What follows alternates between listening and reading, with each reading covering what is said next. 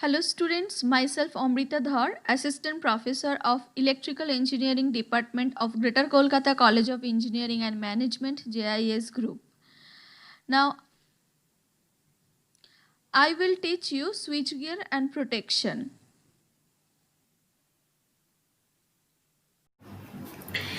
In this video, I will discuss about differential protection relay. This topic is included in Module 3 of the subject Switchgear and Protection. Course code is EE/S5/SWGRP. This figure shows the schematic arrangement for current differential relay. A pair of identical current transformer are fitted on either side of the section to be protected. In this case, the alternating winding is to be protected. The secondaries of the CTs are connected in series in such a way that they carry the induced current in the same direction. The operating coil of the overcurrent relay is connected across the CT secondary circuit. This differential relay compares the current at the two ends of an alternator winding. Now, under normal operating conditions, suppose the alternator winding carries normal current of 1000 ampere. Then the currents in the two secondaries of CT are equal. These currents will merely circulate between the two CT and no current will flow through the differential relay. Therefore, the relay remains inoperative, and if a ground fault occurs on the alternator winding, the two secondary currents will not be equal and current flows through the operating coil of the relay, causing the relay to operate. The amount of current through the relay will depend upon the way of fault is being fed. Now, if some current 500 ampere flows out of one side while a larger current 2000 ampere enters the other side, as you can show in this picture, then the difference of the CT secondary currents is equal to 10 minus 2.5 is equal to 7.5 will flow through the relay. Now, if the current flows to the fault from both sides, the sum of the current, the sum of CT secondary current, that is 10 and 5 is equal to 15 will flow through the relay. Now, what are the disadvantages of this configuration? The impedance of pilot cable generally causes a slight difference between the currents at the two ends of the section to be protected. Second, pilot cable capacitance causes incorrect operation of the relay when a large through current flows. Accurate matching of the current transformer cannot be achieved due to pilot circuit impedance. So these disadvantages are overcome to a great extent in biased beam relay. Next, we discuss biased beam relay. The biased beam relay, also known as percentage differential relay, is designed to respond to the differential current in terms of its fraction relation to the current flowing through the protected section. Now, this figure shows the schematic arrangement of a biased beam relay. It is essentially an overcurrent balanced beam relay type with an additional restraining coil. The restraining coil is produced, additional restraining coil. The restraining coil produces a bias force in opposite direction to the operating force. Under normal and through the load condition, the bias force due to restraining coil is greater than the operating force. Therefore, the relay remains inoperative. When the internal fault current the operating force exceeds the bias force and consequently the trip contacts are closed to open the circuit breaker. The bias force can be adjusted by varying the number of turns on the restraining coil. Now the equivalent circuit is shown by this figure. Now the differential current, the operating coil is proportional to I2 minus I1. I2 minus I1.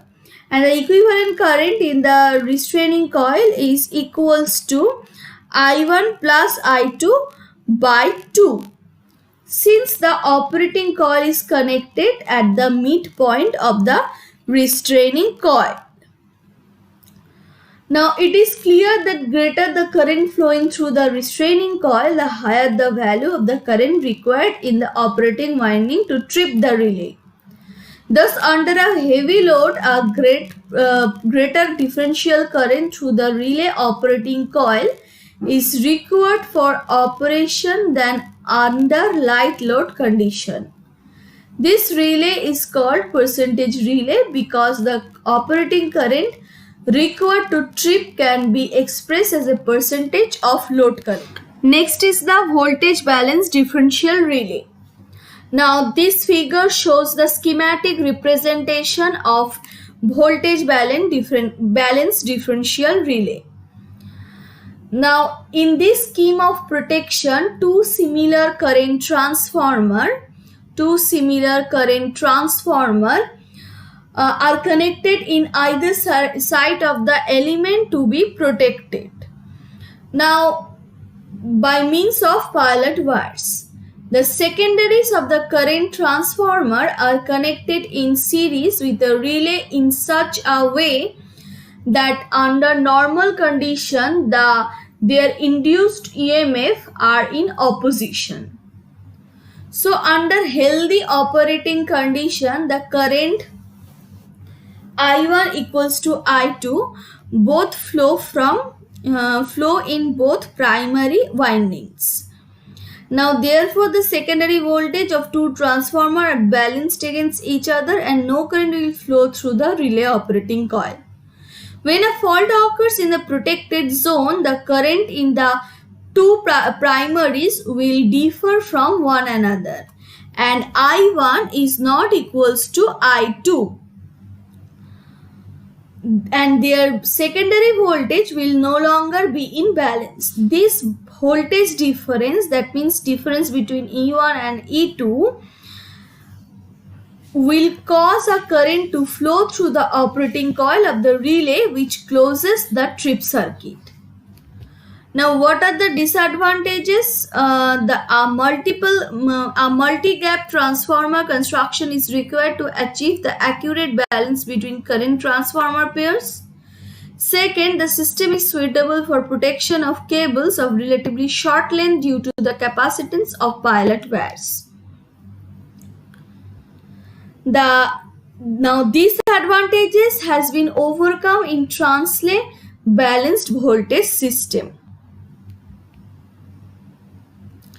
Now this system is modified form of voltage balance system.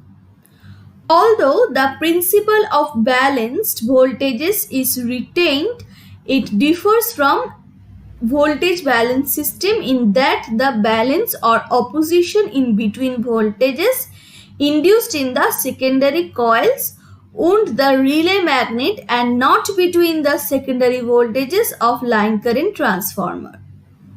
Since the current transformer used with Translay scheme have only to supply to a relay coil and they can mate of normal design without any air gap. This permits the scheme to be used for feeders of any voltages. Now this figure shows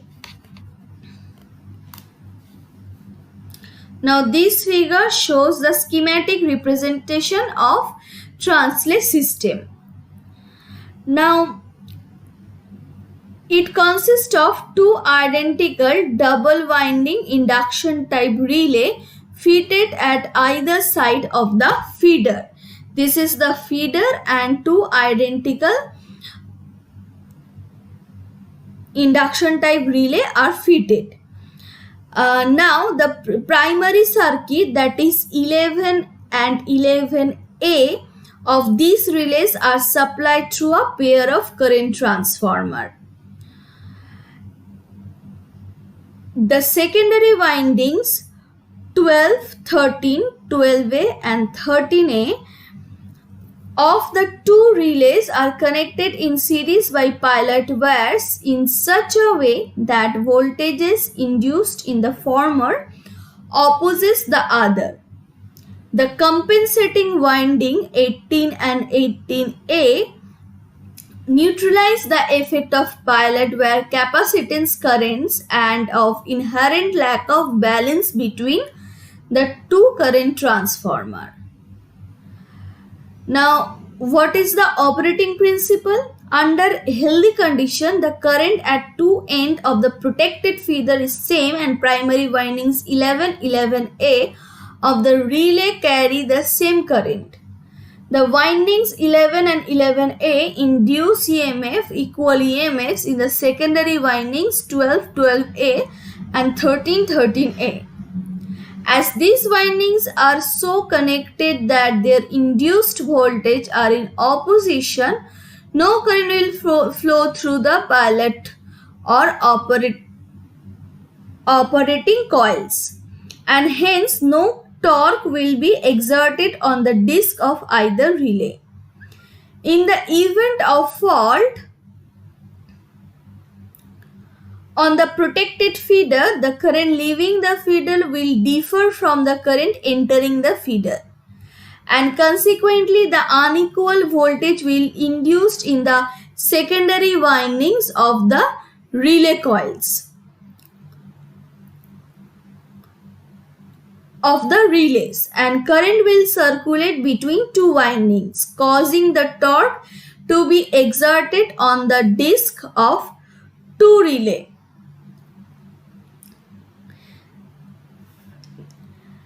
Therefore, the torque in one relay will tend to close the trip circuit, while in the other relay the torque will hold the movement in the normal unoperated position.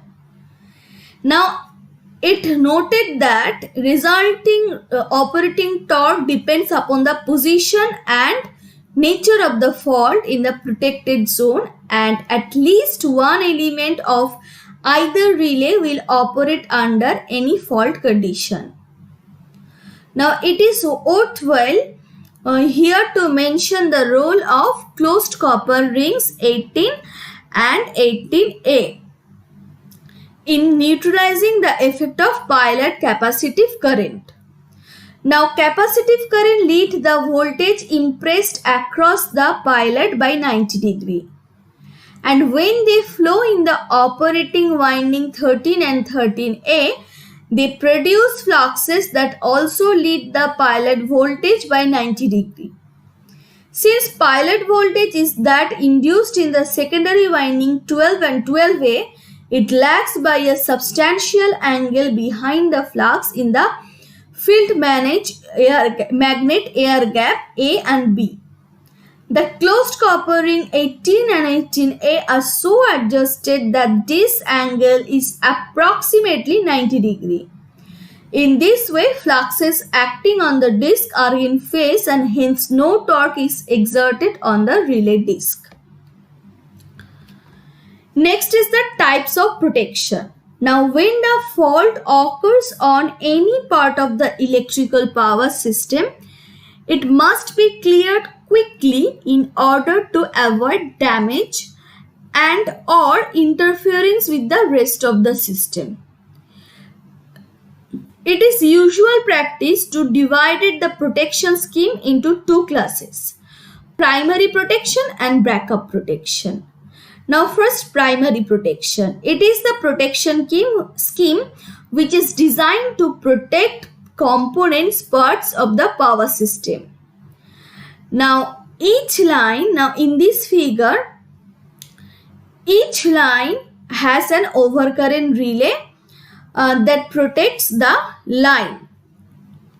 Okay, each line has a overcurrent relay which protects the line. Now, if a fault occurs on any line, it will be cleared by its relay and circuit breaker.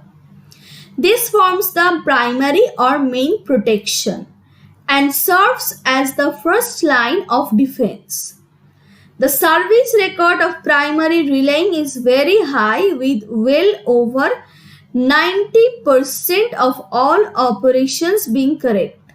However, sometimes faults are not cleared by primary relay system because of trouble within the relay or wiring system or in the breaker. Now, under such condition, backup protection does the required job. Now, what is backup protection? It is the second line of defense in case of failure of the primary protection. It is designed to operate with sufficient time delay so that primary relaying will be given enough time to function if it is able to. Now, in this figure, relay A provides backup protection for each of the 4 lines. If a line fault is not cleared by its relay and the breaker, the relay A on the group breaker will operate after a definite time lag and clear the entire group of lines. It is evident that when backup relaying function, a larger part is disconnected than when primary relaying functions correctly.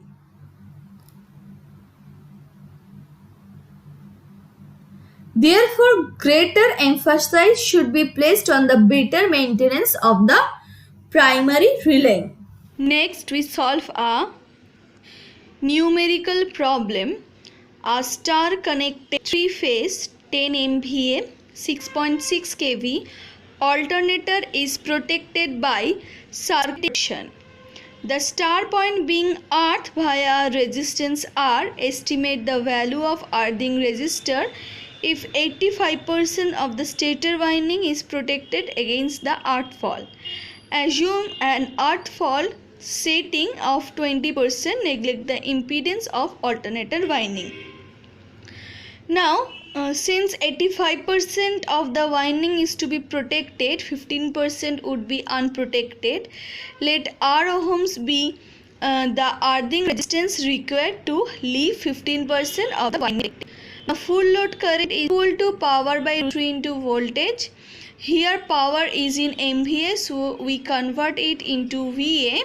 So we multiply 10 into 10 to the power 6 by root 3 into 6.6 into 10 cube. Here voltage is in kV. The value of voltage is 6.6 kV into volt, so we multiplied it by 10 cube. So the full load current is equal to ampere. Minimum fault current which will operate the relay is equal to 20% of the full load current. It is given. Now 20 of 876 is equal to 175 ampere. Voltage induced in 15% of winding is equals to 15 by 100 into 6.6 into 10 cube by root 3. To 330. Now earth fault current, which is 15% winding, will cause 330 root 3 by R. The value of current is voltage by R, and voltage 15% winding is 330 into root 3, and we divided the voltage by resistance, so we get the earth fault current at 15% winding. Now this current must be equal to 175 ampere. So 175 is equal to 330 into root 3 by R, and on solving this equation, R is equals to 3.27 ohm.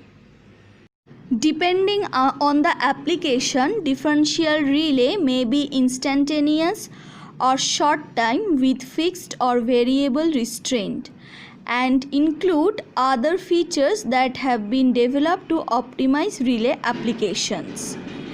Minimum operates current and or voltage restraint CT ratio and PT ratio should be specified when differential relay settings are selected. CT and PT connection and polarity should be verified. Differential relay is characterized by its ability to distinguish between internal faults requiring isolation of the faulty section and an external fault requiring non-operation of the relay. That's all from today's class. If you have any problem, please contact with me. My contact details is given on the first slide. Thank you.